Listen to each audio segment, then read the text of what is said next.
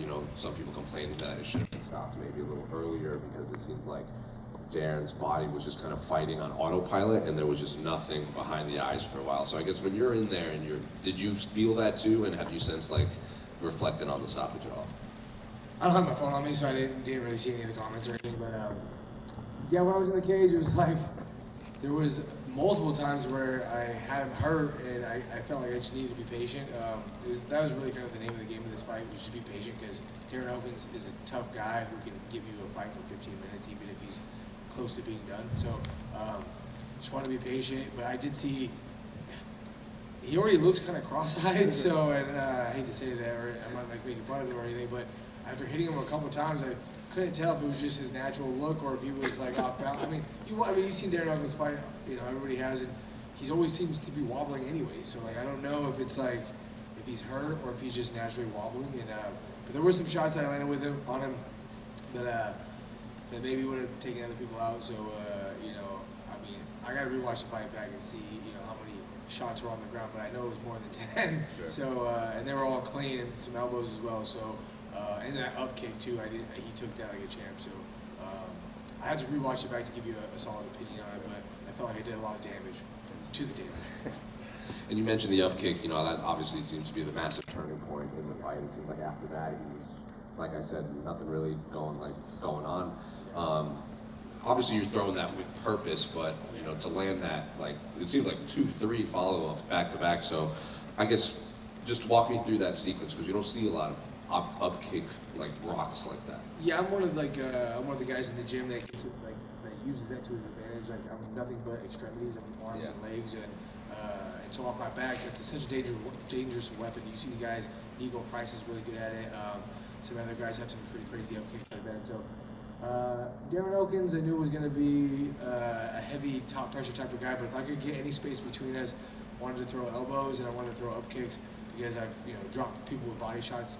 You know, in the gym I'm a bit nicer. I'm not going for headshots with the kicks from the bottom, but I go to the body a lot and stop people in the gym with body kicks coming up.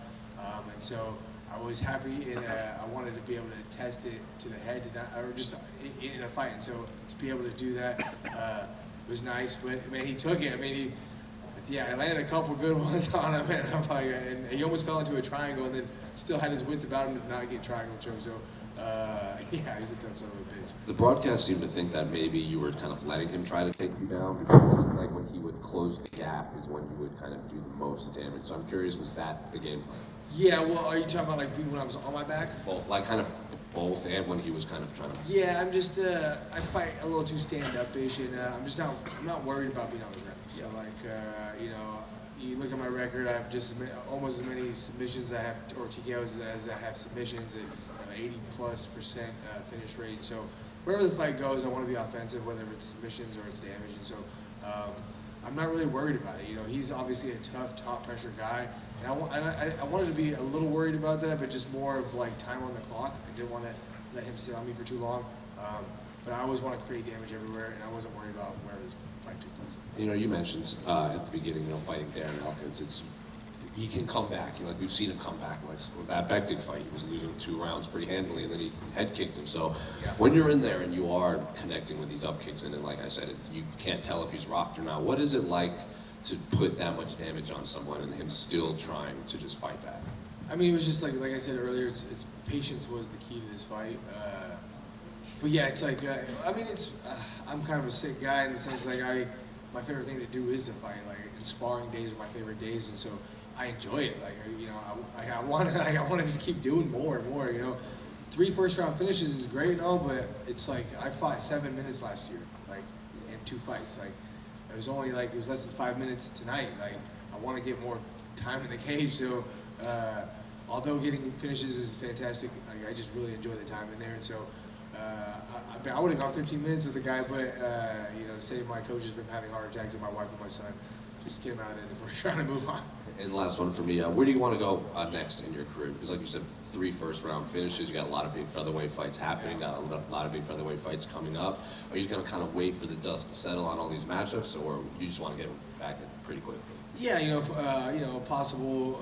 I think a fight tonight, the Silva versus Mitchell fight would be, you know, 3 first-round finishes for myself. You know, I could, you know, maybe get a top 15 fight would be nice, and the winner of that would be a top 15 fight. So maybe that, you know, I'm good friends. You know, I'm not good friends, but I'm decent acquaintances with Mitchell, and I've actually trained with Silva as well. But you know, in this game, you got to fight the guys that you train with and that you know, and you know, you guys can like each other and still fight. So the winner of that would be nice, but I'm not close to any opportunities for anything else. Melky Costa just beat C-Rod a couple weeks ago. I beat C-Rod, kind of in the same trajectory as well. So I mean, I wouldn't mind that fight as well. But anybody from prospects to veterans, you know, I'm with it. Thank you.